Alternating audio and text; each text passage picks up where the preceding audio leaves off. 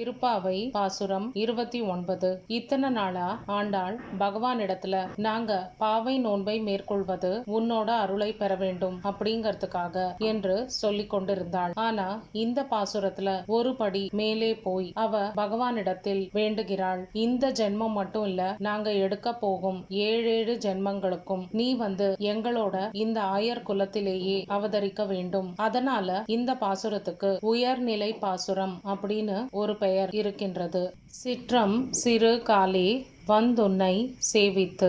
சிற்றம் அம்னா அழகு, சிறிய அழகான, சிறு காலேனா அப்பதான் கொஞ்சம் கொஞ்சமாக விடியல், அதாவது அதிகாலை பொழுதுல நாங்க தினந்தோறும் அதிகாலை பொழுதுல எங்க தலைமையில பனி விழும் அதையும் பொருட்படுத்தாமல் உன்னை சேவித்து கொண்டு துதித்து கொண்டு பிரார்த்தித்து கொண்டு நிற்கின்றோம். உன் பொற்றாமரையடியே போற்றும் பொருள் கேளாய். உன்னோட தாமரை மலர் பாதங்களை நாங்க போற்றி துதித்து வணங்கிக் கொண்டு இருக்கின்றோம். இதுக்கு என்ன காரணம் எங்களிடத்தில் கேட்பாயாக. பெற்றம் மேய்த்து உண்ணும் குலத்தில் பிறந்து நீ. பெற்றம்னா பசு, பசுக்களை மேய்த்து அதனால எங்களோட வாழ்க்கையை ஓட்டி கொண்டிருக்கும், அதையே எங்களோட வாழ்க்கையாக நடத்தி கொண்டிருக்கும் ஆயர் குலத்தவர் நாங்கள். அப்படிப்பட்ட இந்த ஆயர் குலத்தில் நீ பிறந்தாய். அதுவே எங்களுக்கு கிடைத்த பெரிய பாக்கியம். குற்றேவல் எங்களை கொள்ளாமல் போகாது.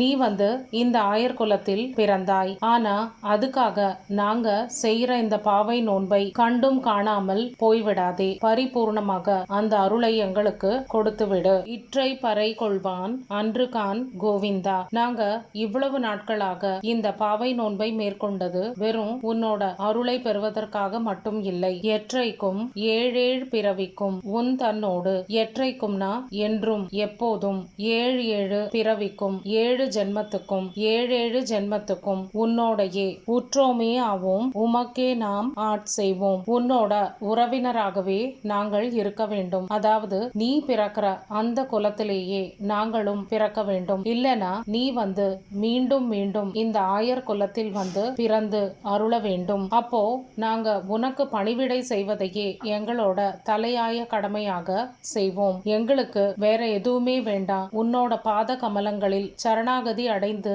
இருக்கும் அந்த வாழ்க்கையே போதும். மற்றை நம் காமங்கள் மாற்றேலோர் எம் பாவாய். இப்போ உனக்கு மட்டும் பணிவிடை செய்ய வேண்டும். அதுக்கான மனம் பக்குவத்தை நீ கொடுக்க வேண்டும். அதுக்கு முன்னாடி எங்க மனசுல இருக்கிற வேற ஆசைகளை, ஆசா பாசங்களை, பற்றுகளை எல்லாவற்றையும் அறவே நீக்கி விட வேண்டும். நீதான் அதெல்லாம் எங்க மனசுல இருந்து மாற்றி உன்னோட பாதத்தை மட்டுமே சரணாகதியாக நினைக்கும்படி செய்ய வேண்டும் என்று கூறி இந்த பாசுரத்தை நிறைவு செய்கிறாள் ஆண்டாள். சீற்றஞ்சீரு காலே வந்துன்னை சேவித்துன் போற்றாமரையடியே போற்றும் பொருள் கேளாய். பேற்றமை துண்ணும் குலத்தில் பிறந்த நீ.